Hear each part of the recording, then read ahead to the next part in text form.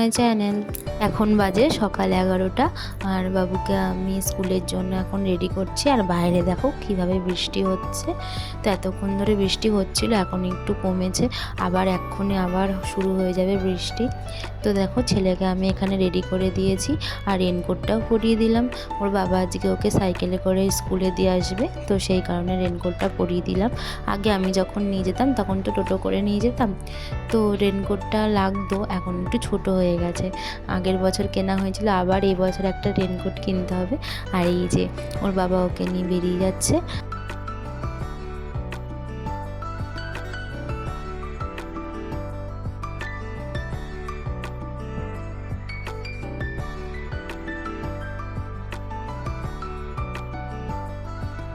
তো ওরা এখন বেরিয়ে গেল আর আমার রান্নাঘরে রান্নাটা হয়েই গেছে, প্রায় খালি মাংসটাই করা বাকি আছে।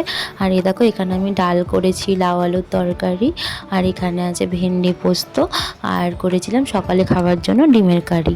তো এখন আমি মাংসটা করে নেব। আর এ দেখো এখানে আমি উচ্ছে সিদ্ধ দিয়েছিলাম, আজকে মা খাবে বলছিল, তো আমি উচ্ছে সিদ্ধটাও মেখে নিয়েছি। আর এটা হচ্ছে দোকানের আলু সিদ্ধ, এটাও এখন মাখবো আমি। আর চলো যাই মাংসটা করে নিই। তো মাংসটা আমি এখানে আগে ম্যারিনেট করে রেখে দিয়েছিলাম। আদা রসুন বাটা, পেঁয়াজ বাটা, লঙ্কার গুঁড়ো, হলুদ গুঁড়ো, নুন, সর্ষের তেল, জিরে গুঁড়ো সমস্ত কিছু দিয়ে মাংসটাকে ম্যারিনেট করে রেখে দিয়েছিলাম। আর এখানে আলুগুলো আগে ভেজে নেব, তারপর মাংসটা কষাবো।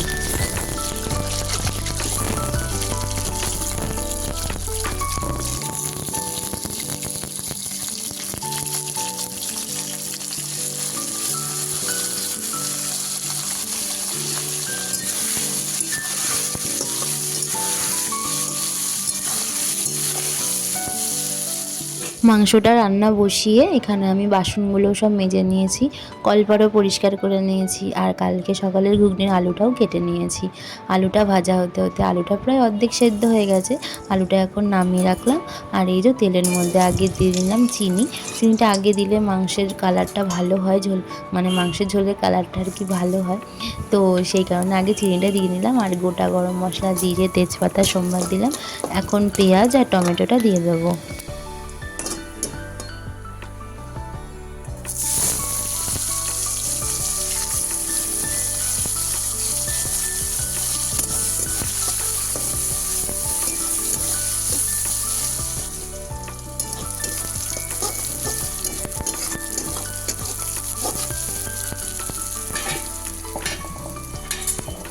পেঁয়াজ আর টমেটোটা ভাজা হয়ে গেছে। আর এখন আমি এই যে ম্যারিনেট করে রেখেছিলাম মাংসটা, এটা আমি এখন দিয়ে দিলাম। আর আমি এটা এখন কষিয়ে নেব।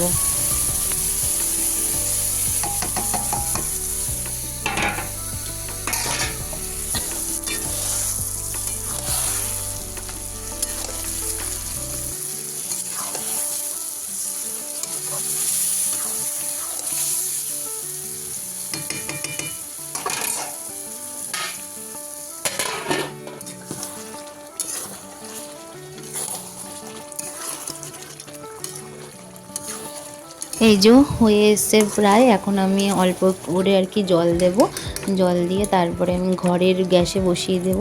আর কলপাটটার মানে যেখানে রান্না করছিলাম সেই জায়গাটা এখন পরিষ্কার করে নেব, ঝোলটা ফুটতে থাকুক। তারপরে ঘরেও অনেক কাজ পড়ে রয়েছে, সেগুলোও সেরে নেব। তারপর বাবুকে আনতে হবে। পুরো সারা ঘর এলোমেলো হয়ে রয়েছে, এখন আগে সারা ঘর পরিষ্কার করব তারপরে। আর বাইরে তো আজকে খুবই বৃষ্টি হয়েছে, ছেলেকে আবার আনতে যাব।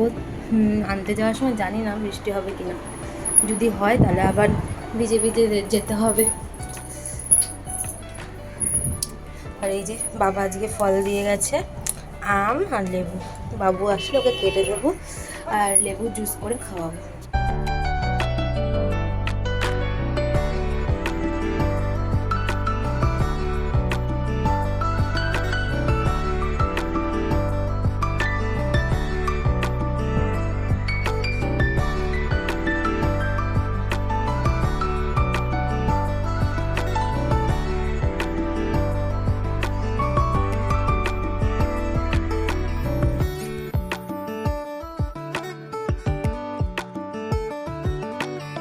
আমি কিছুদিন আগে একটা ড্রেস অর্ডার দিয়েছিলাম, তো আজকে সেই পার্সেলটা এসছে।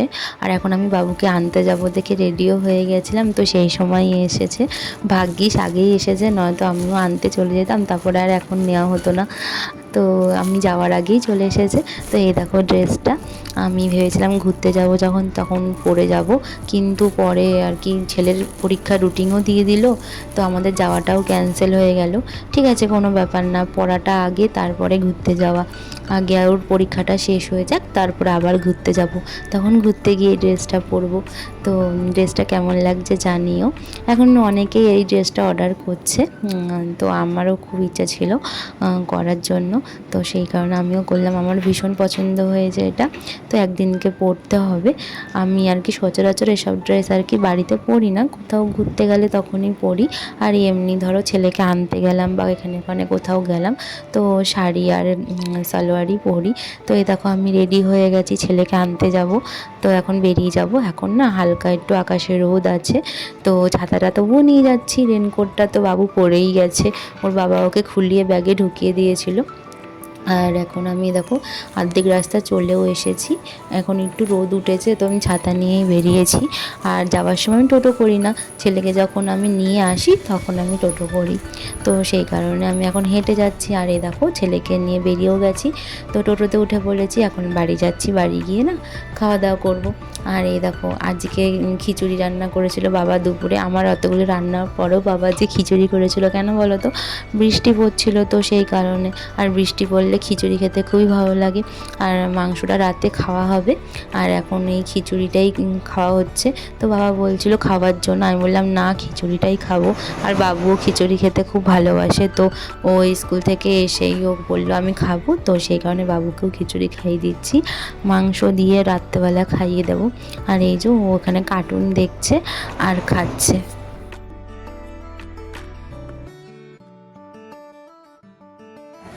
এখন আমরা খাচ্ছি সন্ধ্যাবেলা, এই যে এখানে আছে চিড়ে ভাজা আর বাবুর হরলিক্স আর আমার চা।